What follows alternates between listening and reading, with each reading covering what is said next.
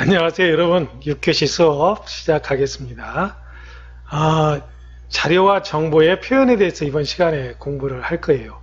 지난 시간 그 5교시에는요, 자료란 무엇인가, 또 정보가 무엇인가에 대해서 공부를 했었죠.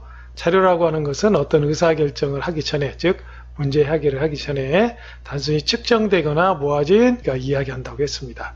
즉 온도, 습도, 구름의 양 이런 것들은 데이터에 속하지만, 자, 오늘 우산을 가지고 나가야 되겠다, 또는 비옷을 입고 가야 되겠다 라고 하는 의사결정에 관여하게 되면, 즉 의사결정을 할 수 있도록 제공되는 형태의 자료들을 정보라고 한다는 것입니다. 날씨 예보가 그 대표적인 거라고 설명을 했었죠. 그래서 자료와 정보를 컴퓨터를 이용해서 우리가 처리하게 돼요. 그래서 수집된 자료들을 뭔가 처리하게 되는데, 그 처리할 때 쓰는 기기가 바로 컴퓨터입니다. 컴퓨터라고 하는 것은 기계이죠. 그래서 이 기계를 움직이게 하는 힘은 바로 전기고요.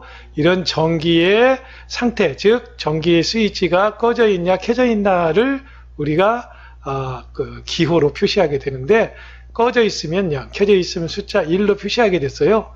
간편하죠. 즉 켜져 있으면 1, 꺼져 있으면 0입니다. 1, 0, 0, 1 이렇게 표현되면은 켜져 있는 상태의 전구에 하나, 그 다음에 꺼져 있는 상태의 전구 2개, 켜져 있는 전구 4개, 이렇게 하나, 이렇게 표현이 되는 거죠. 즉, 이런 상태를 우리가 0과 1이라고 하는 숫자를 가지고 표현하게 되는데, 이런 것들을 우리가 이진수라고 한다는 것을 공부했고요. 10진수, 0부터 9까지 있는 10진수를 우리가 인간들이 보통 익숙하게 사용되는데, 기계에서 사용하는 숫자는 아까 얘기했듯이 전기가 켜져 있는 상태, 꺼져 있는 상태를 표시할 수 있도록 0과 1로 표시하게 돼요.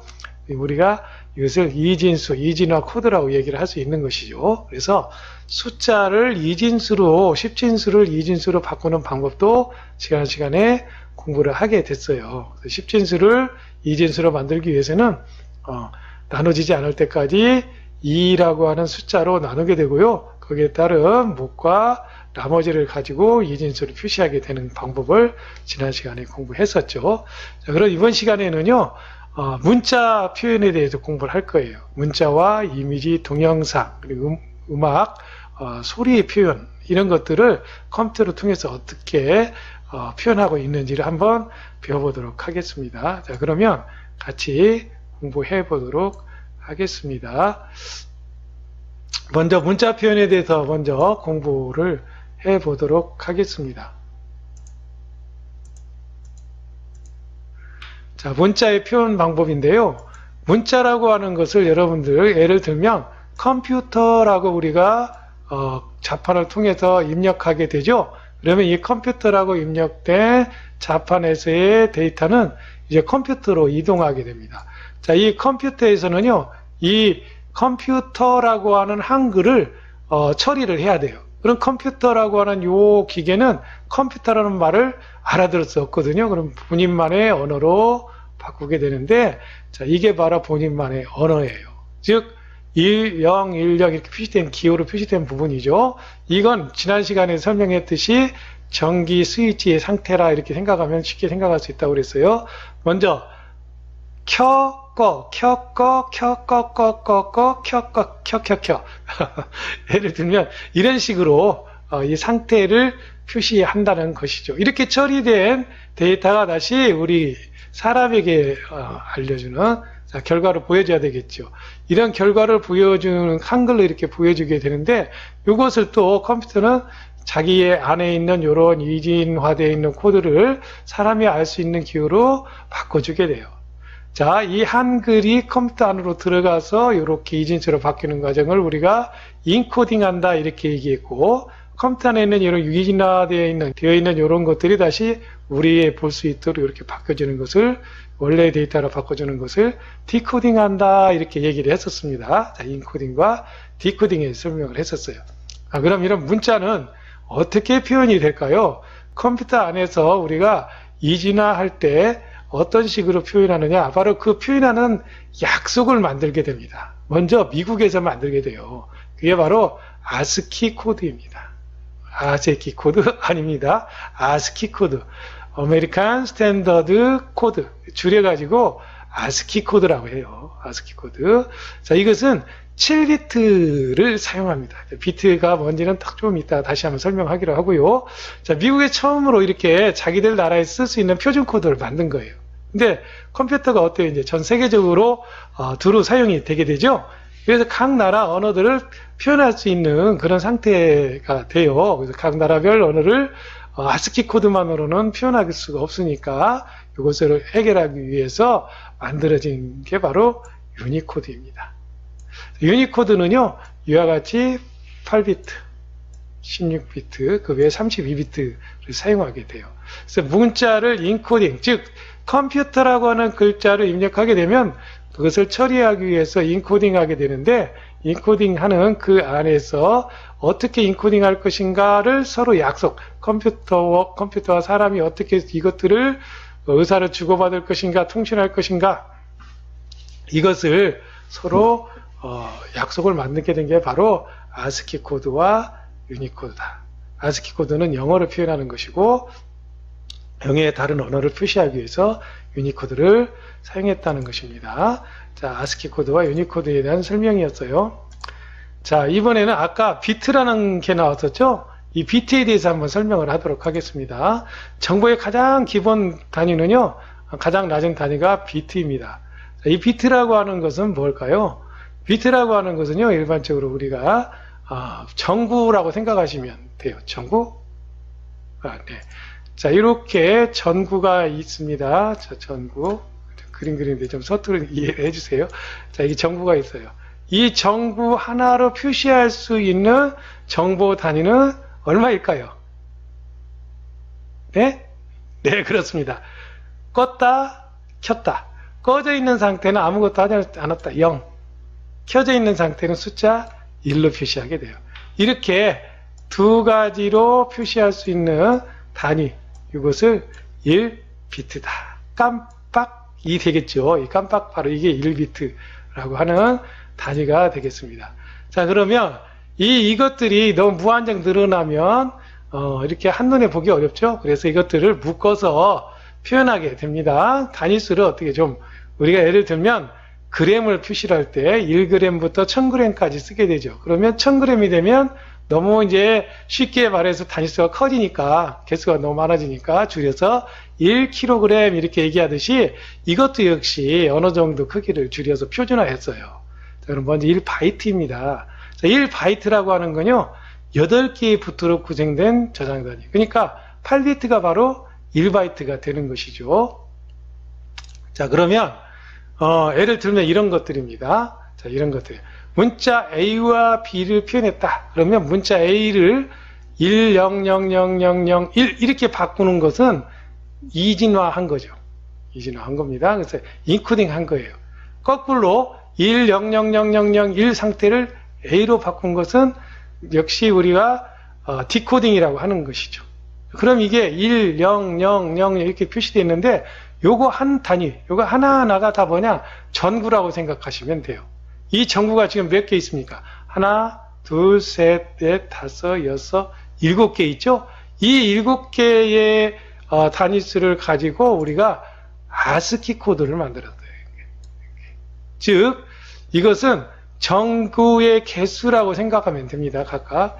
방금 여기서 여러분들 설명했던 8개의 비트다. 그러면 여기서 하나가 지금 현재는 빠져 있는 상태죠. 7개만 가지고도 표현할 수 있으니까 지금 현재 7개의 전구만을 가지고 표시했다라고 생각하시면 되고요. 나중에 아스키 코드에는 통신을 위해서 페리티 비트라고 해서 하나가 더 추가됩니다. 총 8개가 한 묶음이 되죠. 단어 하나가 아니라 글자 하나죠. 글자 하나를 표시하는 단위다. 이게 바로 최소 정보 표현 단위인 1바이트 이렇게 표시합니다. 자, 정보 최소 단위 1비트, 그리고 가장 낮은 글자 하나를 표시할 수 있는, 한 글자를 표시할 수 있는 단위 1바이트죠. 그러니까 0 문자 A, B, C, D, 숫자 1, 2, 3, 4 이런 것들은요, 8개의 비트로 구성되는 1바이트가 기본 단위예요. 아까 유니코드는 16비트, 32비트 뭐 이렇게 표현된다고 그랬죠. 즉, 이 영문자 2개를 쓰는 단위, 2바이트가 바로 하나의 글자를 표시할 수 있도록 되어 있어요. 그 유니코드는 그렇게 되어 있습니다. 자, 그러면 요거 하나하나를 다시 설명하면 전구가 하나하나라는 것을 상태를 표시한다고 그랬어요. 자, 이건 뭘까요? 1이니까 켜져 있어. 이거는 꺼져 있어. 켜, 꺼, 켜. 이렇게 7개의 상태를 나란히 표시해 놓고 요거를 A라고 하자. 정한 겁니다. 자, 그럼 그 다음 단계 B는 뭐냐? 요렇게 하자. 자, 맨 처음에 있는 전구 켜놓고 요거 켜져 있는 겁니다. 켜놓고 자, 그 다음부터 꺼. 하나, 둘, 셋, 넷. 그 다음에 하나 켜. 그 다음에 꺼. 이렇게 표시되어 있는 것. 그러니까 전구 7개를 늘어놓고 첫 번째 커진 지금 여기도 켜져 있죠. 이 상태에서 여기 맨 끝에 켜져 있으면 A, 두 번째 게 켜져 있으면 B 이렇게 쓰기로 한 거죠. 그럼 C는 똑같이 1에서 꺼 여기까지 똑같이 1 하고 다음 단계 하려면 여기 너도 켜 이렇게 하면 되겠죠. 이게 바로 아스키 코드예요. 아스키 코드 이렇게 약속한 게 자, 그러니까 아스키 코드는 다시 정리하면 아스키 코드는 미국에서 사용되는 표준 코드, 표준 약속이다. 총 몇 비트를 쓰느냐? 7비트를 쓰고 나중에 오류를 점검할 수 있는 페리티 비트를 하나 추가해서 총 8비트를 쓰게 됩니다. 유니코드는요? 그렇습니다. 보통은 2바이트를 쓰게 된다. 라고 하는 것까지 공부했습니다. 그러면 1비트는 전구 하나가 깜빡 꺼졌다 켜졌다. 이 상태를 0과 1로 표시하게 되고 이게 최소의 정보 단위로서 1비트라고 하고 이것의 8개 묶음 하나를 1바이트라고 표시한다. 그러면 1kB는 몇 바이트일까요? 네, 1024바이트입니다. 1MB는 1024KB, 1GB는 1024 메가바이트, 1024메가바이트. 그러니까 키로, 메가, 기가, 테라바이트, 1테라바이트는 1024기가바이트와 같은 단위를 쓰게 됩니다. 자, 그럼 다음 단계 문자의 표현에 대해서 한번 살펴보도록 하겠습니다. 자, 아스키 코드 정리합니다. 아스키 코드는 7비트고 128개의 문자, 총 128개의 문자를 쓸 수 있다. 이 128개라는 문자는요, 자, 아까 얘기했죠? 등 하나 가지고 표시할 수 있는 것부터 시작을 해서 총 등이 몇 개다? 7개 등이다. 표시할 수 있는 2의 7승. 그러니까 전등 하나 갖고 표시할 수 있는 단위 중 2가지죠? 이것이 총 7개니까 2의 7승. 이것은 128가지의 조합을 만들어낼 수 있다. 128개의 약속을 만들어낼 수 있는 겁니다. 그걸 가지고 뭘 표현할 수 있다? 영문자, 숫자, 그리고 특수문자 32개. 하나의 공백까지 이루어서 아스키 코드를 쓸 수 있다. 라고 하는 걸 설명했습니다. 자, 다음 단계는요, 유니코드입니다. 자, 유니코드는 31비트이지만 대부분의 언어가 21비트로 표현이 가능하다. 이렇게 되어 있습니다. 지금 확장성을 위해서 31비트를 만들었고요. 실제는 거의 21비트면 쓸 수 있다는 얘기고, 한글, 한자, 일본어, 특수문자 이렇게 세계적으로 사용될 수 있다. 대부분의 그 문자를 표현할 수 있는 것이 바로 유니코드다라고 하는 것입니다.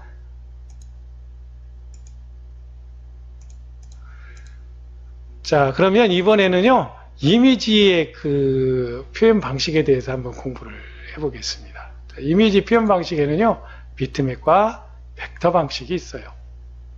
먼저 비트맵 방식이 뭐냐부터 한번 살펴보도록 하겠습니다. 비트맵 방식은요, 픽셀, 우리말로 화소라고 얘기합니다. 화소라고 해요. 자, 이 모니터를 잘게 쪼개서 하나의 작은 사각형으로 만들었을 때 그 가장 작은 사각형 하나를 픽셀, 화소라고 합니다. 자, 이것이 지금 우리 눈에는 보이지 않죠. 그러나 이것을 이제 돋보기를 가지고 확대해서 보다 보면은 이게 작은 사각형이 이루어졌어요. 그걸 말하는 겁니다. 자, 이 비트맵 방식은 주로 사진을 표현할 때, 나타낼 때 쓰게 돼요. 사진 찍었을 때 여러분들 표현되는 그 방식이 바로 비트맵 방식입니다. 자, 그럼 이런 비트맵 방식은 어떤 식으로 되는지 한번 볼까요? 자, 이런 사진이 먼저 이게 100% 원본 이미지입니다. 이것을 이렇게 800%까지 8배까지 확대를 쭉 시켰더니요. 어떤 현상이 일어났습니까? 네, 요 계단 현상이 만들어지죠. 이렇게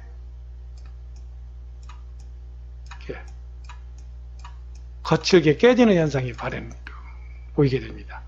이런 현상이 되는데 요거 이렇게 표현되는 방식이 비트맵 방식입니다. 근데 비트맵 영문이죠. 맵이라는 건 지도를 말하잖아요. 그러니까 하나하나 네모칸에 대한 정보를 따로따로 기록하는 방식이라는 겁니다. 이게 이제 조금 더 자세히 보면요, 이런 방식을 말하는 거예요. 자, 여기 그 그림이 있습니다. 요렇게 된 그림이에요. 그럼 이건 뭐냐, 이제 화면입니다. 화면이라고 생각하세요. 지금 모니터를 돋보기로 확대해 보면 마지막에 이렇게 작은 이렇게 빈 칸으로 되어 있다고 생각하면 돼요. 자, 그러면 여기 하나하나에 대한 정보를 기록하는 게 비트맵 방식이라고 그랬죠? 바로 이런 방식이에요. 자, 여기 꺼져 있습니까? 켜져 있습니까? 실제는 이제 검정색이지만 눈에 보이기 위해서 그냥 흰색으로 표시한 겁니다. 자, 여기는 진행색은 이제 전구가 켜져 있다고 생각하시면 돼요. 자, 여기는 전구가 이렇게 켜져 있다. 아이고, 이거 삐뚤빼뚤해서 좀 죄송합니다. 자, 여기는 꺼져 있다. 이런 상태입니다. 자, 그럼 여기는 우리가 숫자로 한번 표현해 봅시다. 아무것도 안 했다. 꺼져 있다. 0이죠. 꺼져 있는 상태는 0이잖아요. 0, 0. 즉, 자, 예를 들면 요렇게는 가로, 요렇게는 세로라고 봤을 때, 예를 들면 여기 A열 첫 번째 칸은 꺼져 있으니까 0이다. 이런 식으로 표현되는 거죠. 자, 여기 보세요. 이렇게. 자, 여기 꺼져 있어, 꺼져 있어, 꺼. 여기는 켜져 있네, 켜. 자, 이렇게 하나씩 그 비트의 상태를 표시하는 방식. 이게 바로 비트맵 방식입니다. 그러면 요 숫자가 많으면 많을수록 더 어때요? 선명하게 그 그림을 볼 수 있겠죠. 사진을 볼 수 있게 됩니다. 그래서 이게 바로 이제 1인치당, 여기 1인치당 도대체 몇 개의 화소 픽셀이 들어있느냐. 또 이것을 이제 프린트한다고 봤을 때, 자, 1인치, 가로, 세로 1인치 안에 도대체 몇 개의 점을 찍게 되느냐. 점을 찍게 되면 도트가 되고, 점입니다. 이게 점이라는 말이에요. 다트. 자, 또 몇 개의 화소를 사용했느냐. 픽셀이에요. 픽셀을 쓰느냐. 요거 하나가 픽셀이라고 그랬죠. 화소라고 한다. 화소. 자, 요 화소가 몇 개 들어있냐. 이거에 따라서 단위가 표시가 됩니다. 점이 몇 개 찍혔냐. 다트 퍼 인치. DPI. 픽셀 퍼 인치 PPI.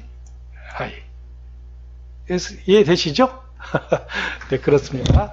해상도라고 하는 걸 통해서 이 화면이 얼마나 선명하느냐라고 하는 것을 표현하게 되는데요.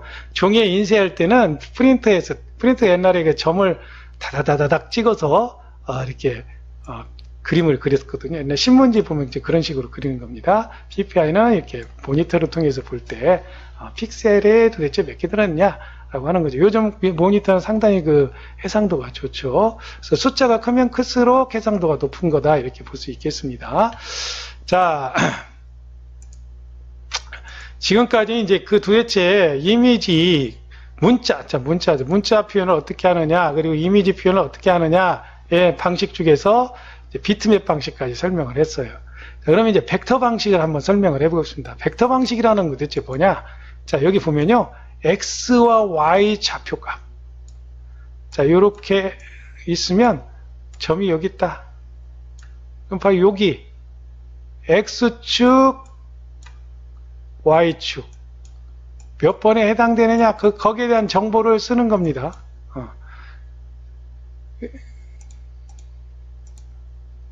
거기에 대한 정보를 쓰는 거죠. 그래서 X축 몇 번, Y축 몇 번은 뭐다, 어떤 상태다, 이렇게 수식의 형태로 표시하는 이런 방식이에요. 자, 이것은요, 특징이 뭐냐? 확대했을 때 이미지가 발생하지 않는다. 이미지가 깨지지 않아요. 깨지지 않아. 자, 요거 주로 이렇게 색상이 단순한 그림 또는 애니메이션 이런 것들이 주로 이렇게 벡터 방식에서 표현이 돼요. 예를 들면 여기서 여기까지는 빨개 이렇게 하면 여기 하나하나에 대한 정보를 일일이 기록하는 것보다 요만큼이 다 빨개라고 이렇게 기술하는 것이 어때요? 더 빠르겠죠. 그런 그 개념이라고 생각하시면 됩니다. 자, 여기서 여기까지는 하얗고 예를 들면 빈 공간은 다 하얗고 요만큼 이 안에 테두리 안에는 빨갛고 동그라미 안에는 노랗다. 이렇게 표현하면 간단히 표현할 수 있죠. 그런 걸 수식의 형태로 이렇게 표현한다는 겁니다. 이것이 바로 벡터 방식이에요. 주로 이미지, 애니메이션에 주로 사용이 됩니다. 복잡한 여러분들 지금 사진 찍는 것은 복잡하지 않은 것 같지만 사실은 선생님 보이는 이 얼굴에 요 하나하나에 대한 그 섬세한 디테일을 다 일일이 담기는 어렵죠. 만화 영화 보세요. 여러분들 실제 사진하고는 좀 구분이 되죠. 사진보다는 좀 더 간단하게 보이죠. 바로 그런 것들이에요. 사인 같은 거.